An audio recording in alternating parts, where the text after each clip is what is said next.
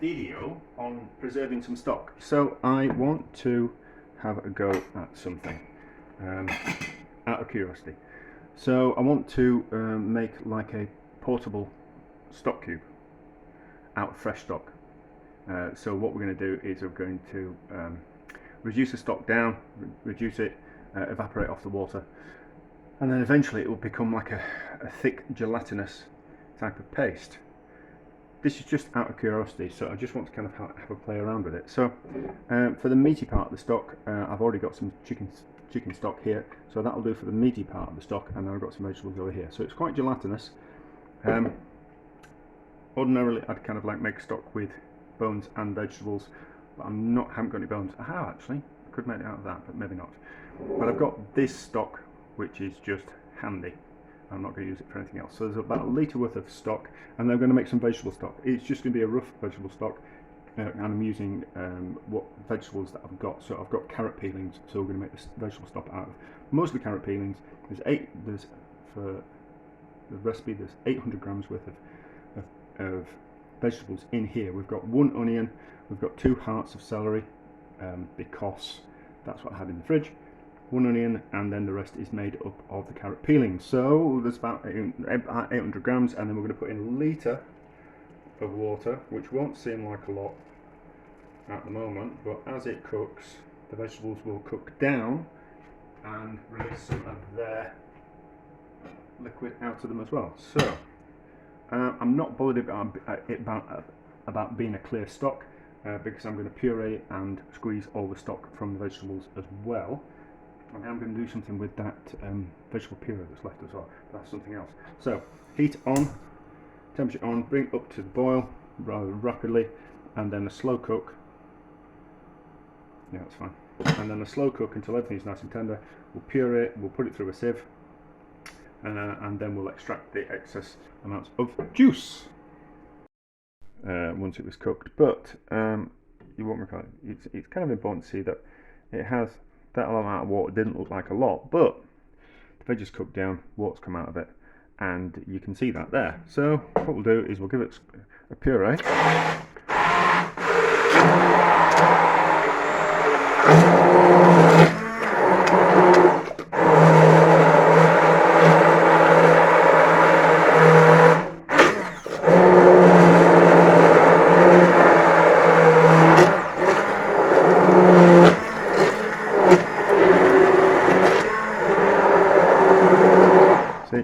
By breaking the vegetables down, what we're going to do is we're going to have to squeeze out more of the stock. And if we can squeeze out more of the liquid from the stock, well, does that make sense? No. But because we're breaking it down, we can squeeze more liquid out of the vegetables. And if we can squeeze more liquid out of the vegetables, we can squeeze more flavour, and that's kind of what we want to do. So that's why I'm pureeing it. I suppose purists would not kind of do that. They would just simmer the vegetables and then pour off the liquid, which would then use as stock. But I found this way it doesn't really cloud the stock, because there's no fat in the stock to make it kind of go cloudy, which is generally the reason why stocks go cloudy, and impurities from protein and those type of things. Whereas the vegetables don't really do that. You still get a relatively clear stock, even though you kind of do this, and it's trade-off. You get more flavour, but it's a little bit cloudy. So you can have a perfectly clear stock and it not taste as good, or you can have a slightly clouded stock and it be more flavourful. And I kind of go for flavour. So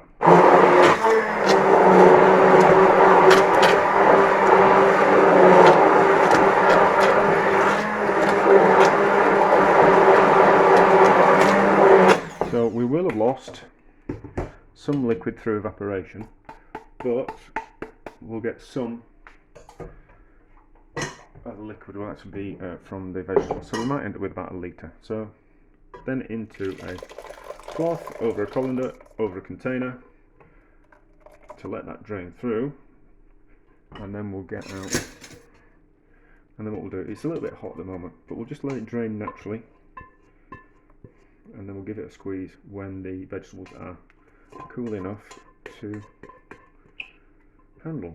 Because I could do it now, but I don't really want to excessively burn myself. Can we see You might be able to see a little bit underneath.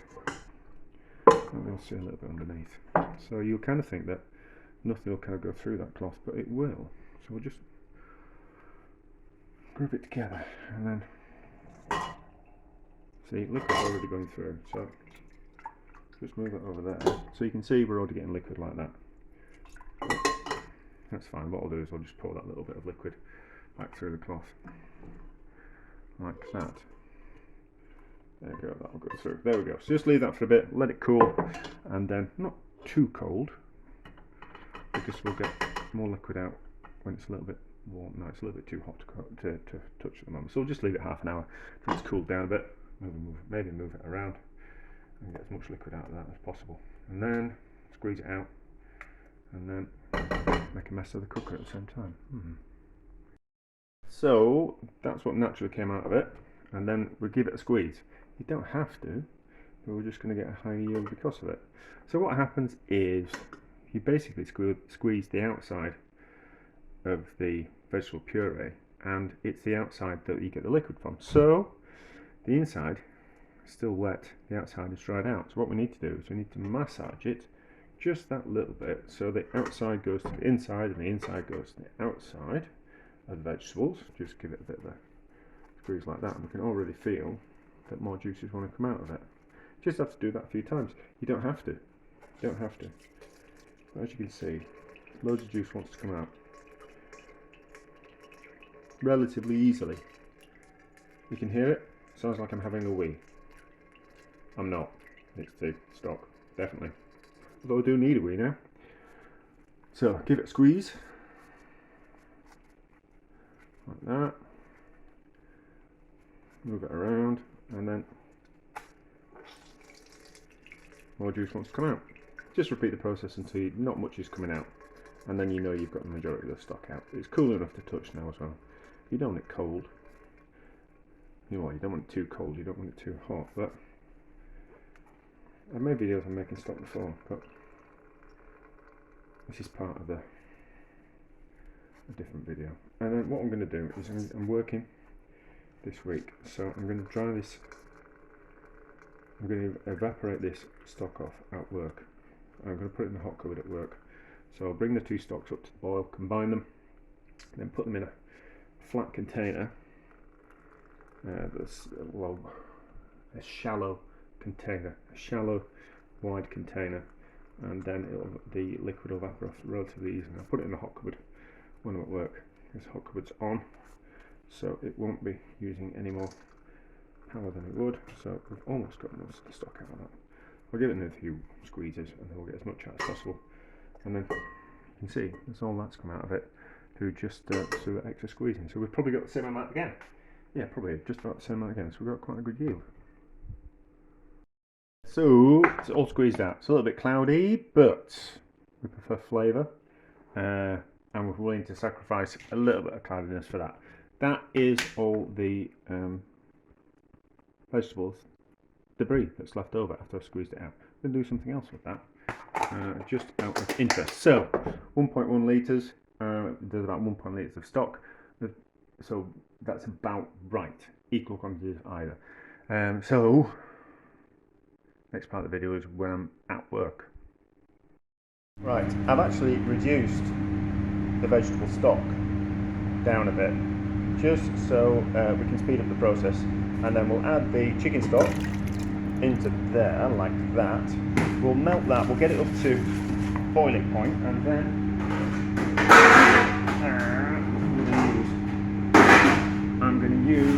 we'll use an enamel tray like that to pour that into there, and then a larger surface area, and then it will slowly, gently reduce, and we'll get a solid stock, hopefully. So, a little bit of an accident, because this at the back here has just started to caramelise burn. So, it's because it's a bit uneven in the hot cupboard. But so, what we're going to do, scrape that bit out onto something else, I think, and then we'll have a look at it. I think scrape it out onto a bit of baking parchment, and then we'll have a look at it later. Right, so that's a little bit over reduced, over caramelised at the bottom of that, so we're not going to use that, but we're taking the rest of it out, and we just add a little bit more water to it, just to, well, some bits were more concentrated than others, so I've just diluted it in a little bit of water, just so it's now all back and mixed together. So this is going to go back in the hot cupboard, and then hopefully it will be easier to get off the baking parchment once it's completely reduced. Right, so this has gone jellified like that. So it's still a little bit soft underneath. So I'm going to leave it in a hot cupboard, and then we'll kind of see what happens. But I think really what would be best if I let it dry out a little bit more and then turn it over, because obviously the top side is now drying out, but the underneath is still going to stay a little bit wet. So I think at some stage I will. Oh no, that's fantastic, isn't it? Oh, that's not good. That's not good. It's wanting to stick to the paper. So I might be able to do it off the paper. That's alright. I think we'll just carry on drying it out, and then it might come off the paper. You can see there. This one's come away. We'll just kind of keep drying it out, and we'll see what happens. I think we're at home, and this is the stock that's stuck to the paper. So it's cooled down, and it's become a little bit more moist because of the atmosphere, the moisture in the atmosphere. So it's not hard, but we can peel it off. So I think I've got some silicone baking parchment. So I think what we'll do is we'll peel it off here. Let's pause. Right, so I've got one of those reusable silicone mats. Let's pull this off here. If it doesn't come off in one go, I'm not that bothered. I'm not going to put it, I haven't got the oven on, I'm not going to put the oven on just for the sake of it.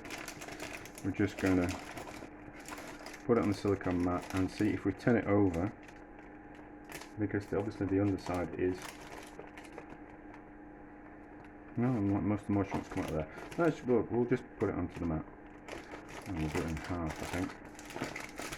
So we'll pull this off here, we'll give it a taste as well.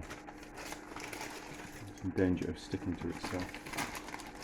I was thinking that maybe what we could do to get it to dry out even further, we could put it in a container and below it, kind of raise it above some rice, so it's not touching the rice, and then what will happen is the rice will absorb the excess moisture and dry it out further, which is a really good tip for keeping biscuits fresh.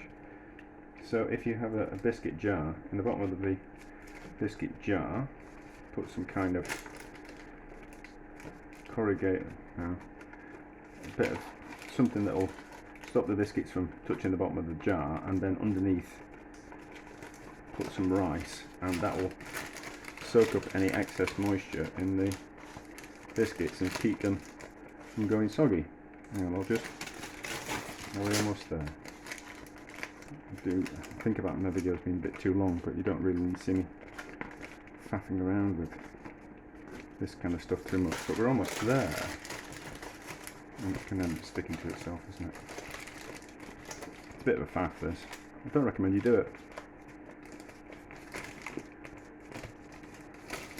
But most of my videos are for my own interest. You know, I'm curious about things, so therefore I want to have a go. Right, so I don't think that should be okay. I don't think that's going to stick to the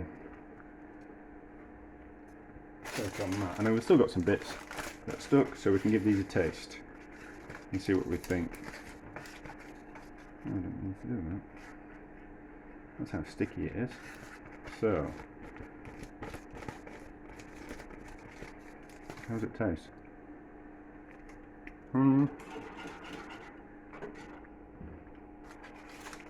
Alright.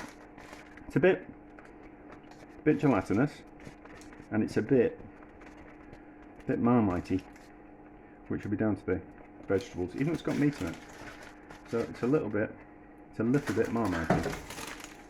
So we'll see about drying it out further, but I think that's going to become more difficult. It needs a really dry environment, and I don't want to buy a dehydrator just for the sake of doing that. They're not that cheap, and if I'm just faffing around with one or two things, I don't want to be buying something expensive. So we'll leave that overnight and see if it dries out any better. That's going to stick that way. See if it dries out any better, and then we'll think about maybe putting it in a container with some rice and see if that does the job. Right, let's have a look at this dried out stock. So I put it in a container with some rice in it, and then I'll show you. Oh, that's dried out more. That's drying out. That's drying out. It smells like Bovril Marmite does that. It's drying out. So what happens is I've just got a container which is just some, and then I've got a bit of perforated plastic, well, some plastic that I drill some holes in, just so they won't make out, and then there's rice underneath. So what happens is the rice wants to suck out any kind of moisture from that airtight environment. So that's kind of worked, hasn't it? So that's drying out a lot more than it was. How does it taste?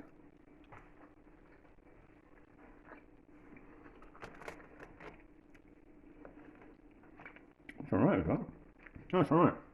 It's like a, did I say, because it's been about 2 weeks, it tastes like a meaty fruit leather.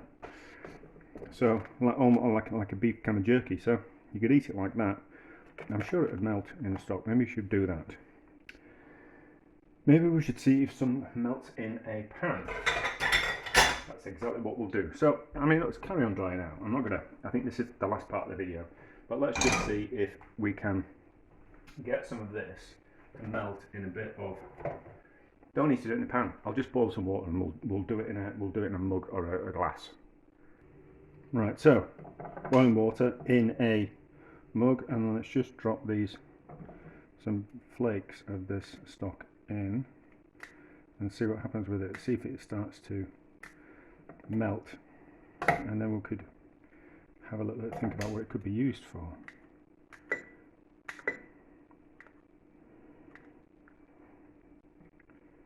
Or if it's just one of those things that you put it in and use it as a bit of a meat kind of substitute. So will this start to melt? Ah, yeah, there we go. So that has started to melt. So if we boiled that, that would sorry, that would turn back into a stock. It wouldn't. It's not going to taste like it did start off with, because it was quite a good stock. Because we've cooked it and we've reduced it and we've dried it, and so we've faffed around with it a lot. But that's melting. Certainly, if we boiled that in a pan, that would reconstitute back into a full stock. So, what does it taste like? You know, that tastes like a Bovril or a Marmite drink. That's exactly what that tastes like. You know, like that meaty, like an Oxo drink or a Bovril drink, or like a Marmite type of umami, yeasty, meaty stock. Yeah, there you go. So that works. It's kind of quite interesting. It's a bit of a faff. Is it worth doing? Probably not. But there's a way of preserving. It's a different way of preserving. It's just that